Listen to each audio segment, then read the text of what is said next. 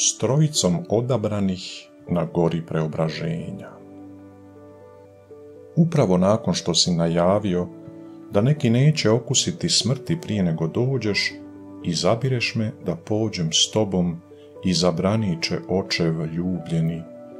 Je li to danas 8 dana, u dan počinka, tvoj dan posvećeni, ili još više, je li to dan 8, novi početak? U molitvi si, s Ocem, s Duhom Svetim, tvoje lice sada je nebesko, bez prikrivanja pokazuje da ti jesi.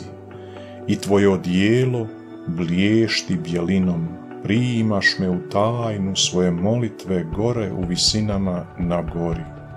U toj slavi koja je kod Boga sada se vide 2 Božja muža. Mojsije poslušan do smrti i Ilija, kojega je Bog slavno uzeo k sebi. Molitva je razgovor, odmah idete u središte, novi izlazak, tvoj izlazak, tvoja mučenička smrt i tvoje slavno uskrsnuće, pashalni jaganče, ispunit će se u svetom gradu. To je tvoje krštenje, reći ćeš, i da ti je mučno iščekivanje. Umjesto da budno pazim, cijelo tijelo mi je otežalo, utonulo u blaženi san. Da li me to tvoja sjajna pojava dok se moliš budi? Vidim te u tvojoj slavi, ljepše nego najljepši san. Prepoznajem i Mojsija i Iliju, i zakon i proroke, baš odlaze. Što ću reći u zanesenosti? Ne znam.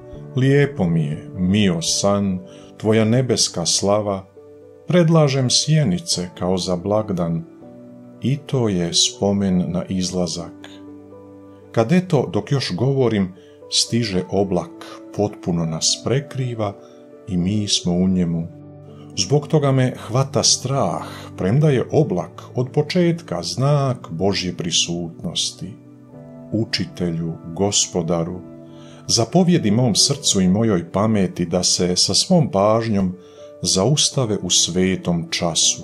Otac s neba govori, ti si njegov, dijete njegovo, očev sin, izabranik, od vjekova odabranik njegove ljubavi.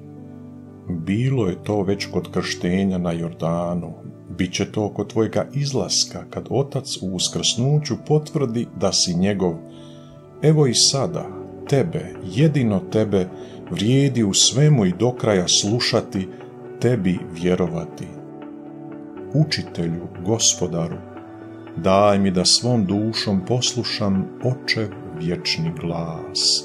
Daj da usprko svojemu strahu svim bićem uđem u oblak Božji i sav svijet tebi donesen u molitvi u poniznom klanjanju.